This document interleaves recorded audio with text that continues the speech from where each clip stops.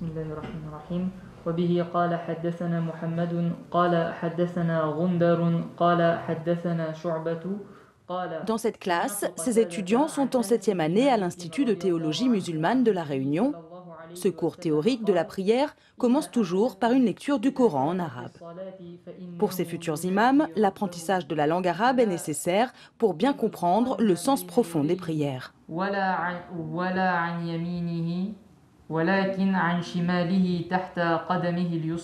Ça nous permettra d'améliorer notre prière, mais en même temps d'éprouver du plaisir dans la prière. Il faut être conscient de ce qu'on dit dans la prière, de ce qu'on lit. Et voilà pourquoi il faut encourager, bien sûr, les gens à regarder la traduction de ce que nous disons en arabe. Chez les musulmans, la prière est un dialogue avec Dieu.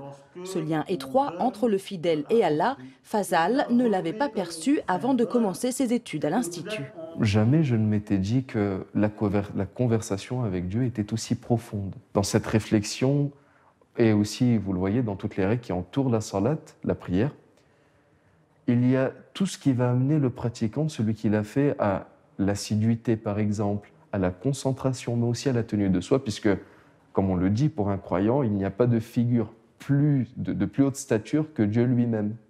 Donc, le fait de s'entraîner à parler avec quelqu'un d'aussi haut nous amène aussi le respect lorsqu'on est amené, par exemple, à parler devant des personnes d'une certaine autorité dans la vie de tous les jours. Par exemple, jamais je ne m'étais rendu compte que tout cela s'apprend par la prière. Si le fond de la prière est important, la forme l'est tout autant, et cela passe par un corps en action. On y va. Dans cette autre classe, on enseigne la pratique de la prière, plus technique qu'elle n'y paraît. Il y a 4 écoles juridiques dans l'islam, avec un enseignement différent dans chacune.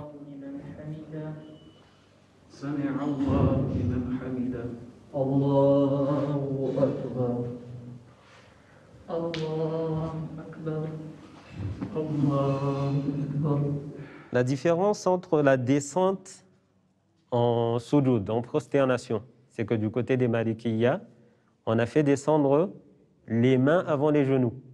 Tandis que dans les 2 autres écoles, on descendra droit, bien sûr, les genoux en premier. Ensuite, on posera les mains. Les bras sont bien sûr écartés, le ventre également, ne touche pas les cuisses. Très bien, le front et la position des pieds. Moi, personnellement, quand j'ai appris à faire la prière, quand j'étais petit, c'est en me basant sur mon voisin. Je regarde, il pose la main, je pose la main, il bouge le doigt, je bouge le doigt. Sans forcément savoir qu'à ce moment-là, il n'y a pas à bouger le doigt ou tout ça. Arrivé ici, en fait, ils ont accès à des textes de juridiques, de jurisprudence, avec les dalils, on appelle ça, les sources, d'accord, les preuves plutôt.